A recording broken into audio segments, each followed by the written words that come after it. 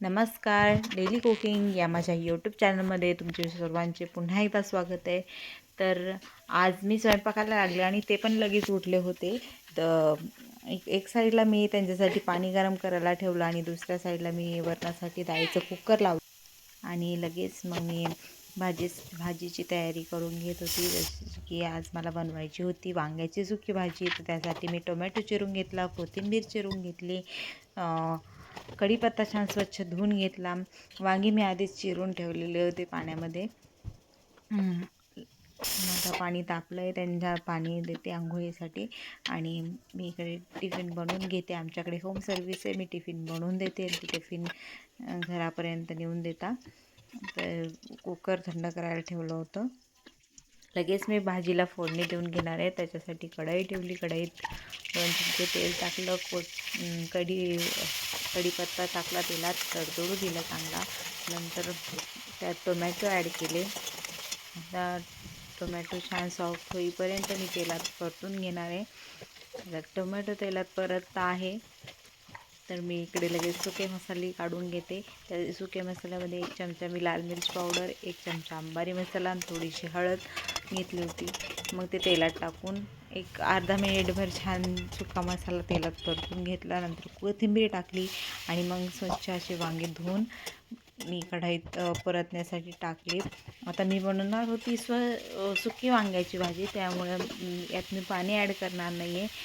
तर वाफेतच मी हे वांगे छान शिजवून घेणार आहे.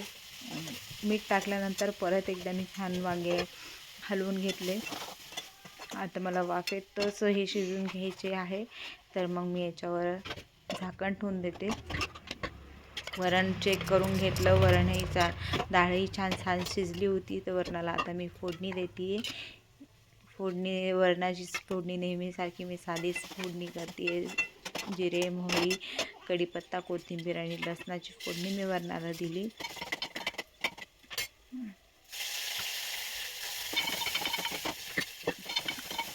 एक साईडला माझी भाजी शिजते, आता दुसऱ्या साईडला वरण होतं आहे. अधूनमधून मी वांगी पण हलवून घेत होते, ते कढईला चिटकू नये म्हणून, आणि चेक करत होते वांगे शिजलं की नाही.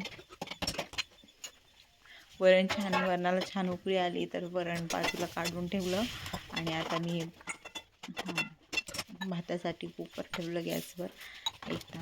एक ग्लासभर तांदूळ काढून घेतले. आता एका ग्लासासाठी 2 ग्लास पाणी कुकरला टाकलं. आता ह्या गॅसवर मी पाणी उकळून घेणार आहे. तोपर्यंत इकडे भाजी पण शिजते. तांदूळ छान निवडून घेतले. मी दुसरे कामं करत होती, पण भाजीकडे माझं सतत लक्ष होतं. भाजीला मी सतत हलवत होती, कारण सुक्या भाज्या ह्या हलवत राहावं लागतात करपू नये म्हणून. तांदूळ छान स्वच्छ धुवून घेतल्यानंतर कुकरला मी लावून दिले. भाजी माझी ऑलमोस्ट होत आली होती. थोडीशी कसर बाकी होती म्हणून मी तिकडे पलीकडच्या कमी गॅसवर ठेवली आणि छोट्या गॅसवर मी कुकर लावून दिलं. आता माझं वरण झालं आहे, भात शिजतो आहे, भाजी पण होत आली आहे. किचन ओट्याला एक कपडा मारून घेतला. शिजली होती भाजी तर गॅस बंद करून टाकला. त्यावर झाकण ठेवून दिलं, म्हणजे थोडीफार जर आपली कसं राहिलीच असेल शिजण्यामध्ये वांगं तर त्या वाफेमध्ये ते वांगं छान शिजून जाईल. आता भात, भाजी आणि वरण तयार होतं तर मी लगेच टिफिन भरायला घेतले.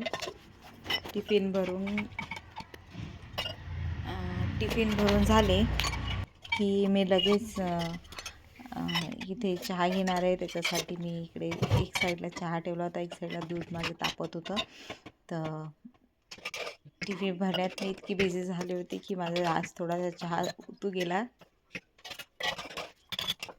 टिफिन भरून झाले की लगेच मी स्वयंपाकाची भांडी ती अशी सगळी मोकळ्या करून घेत असते घासण्यासाठी, आणि सगळी भांडी मी बेसिनमध्ये ठेवून दिली.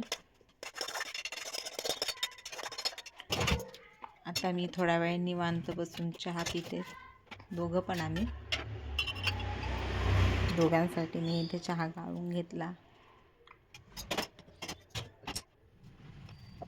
चहा घेऊन झालं मग लगेच मी इथं पोळ्या करण्यासाठी लागली होते.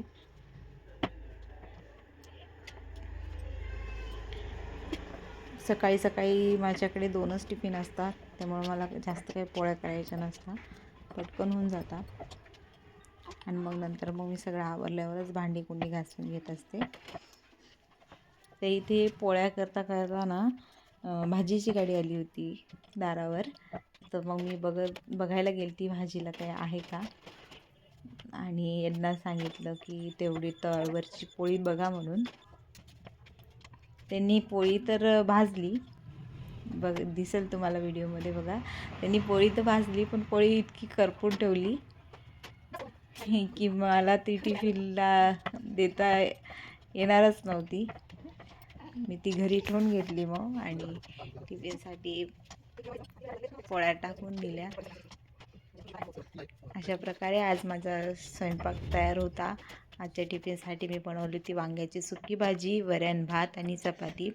तर तुम्हाला माझा व्हिडिओ आवडल्यास लाईक, शेअर, सबस्क्राईब. बाय.